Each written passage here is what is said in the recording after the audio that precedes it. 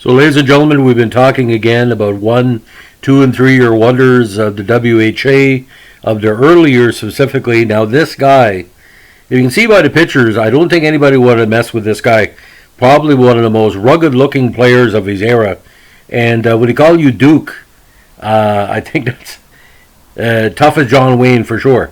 So we're going to talk about Sarnia, Ontario's own George Duke Harris. Now, George Duke Harris first came to prominence with some fine campaigns with the St. Catharines Teepees of the OHA. Over parts of 4 seasons, he was averaging between 10 and 15 goals a year. But his production went through the roof when he ended up with the Guelph Royals in 62 with 23 goals and 60 points in 39 games, and also was part of a Memorial Cup run with St. Catharines in 1960 with a big victory against the also legendary Edmonton Oil Kings.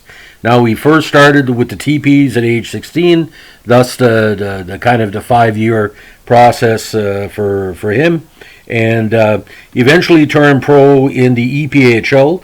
He played with Sault Ste. Marie in 62, the Syracuse St. Louis Braves in 63, and with the Braves moved to the CPHL, he had 62 points in 72 games in 64.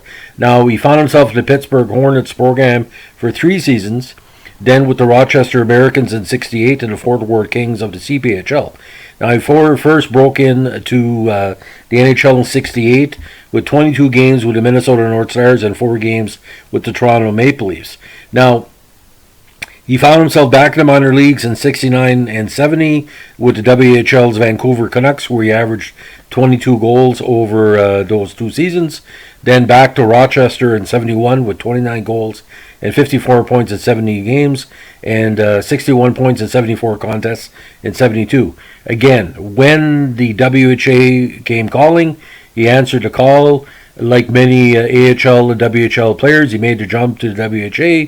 First season was tremendous with Houston Arrows. He had 42 points in 75 games, including 30 goals, and 2 points in the playoffs. 74 in the Cougars' AFCO Cup run, where he almost won the title. He had 30 points in 64 games and 12 points in 18 playoff contests, including 6 goals. And he wrapped up his major pro career in 75 with 9 goals, 19 assists for 28 points in 54 games. Now, at 6 feet 190, Duke was very rugged on the ice, good trade flow. Now,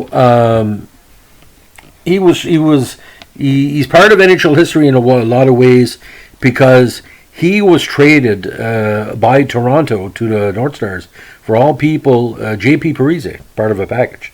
Now, again, upon retirement, he decided to go into the crane operation business in Sarnia, and it was well known the fact he would tell stories about his years in hockey, especially Rochester and the other AHL, what he called legendary squads and games he played in. So George Duke Harris unfortunately left us after a heavy battle with heart trouble or heart surgery in 2017 at the age 75. But as a right winger, like I said, that first season with the Arrows, he basically was filling the net because he was finally getting a chance to play in kind of a AHL, NHL style in WHA. It worked to his benefit. And like I said, George Francis Harris, they call you the Duke. And like I said, what a fan base you built in Houston and Chicago in the years you played there. And we salute you today for your excellence of execution, as we like to say. Have a good day. Bye.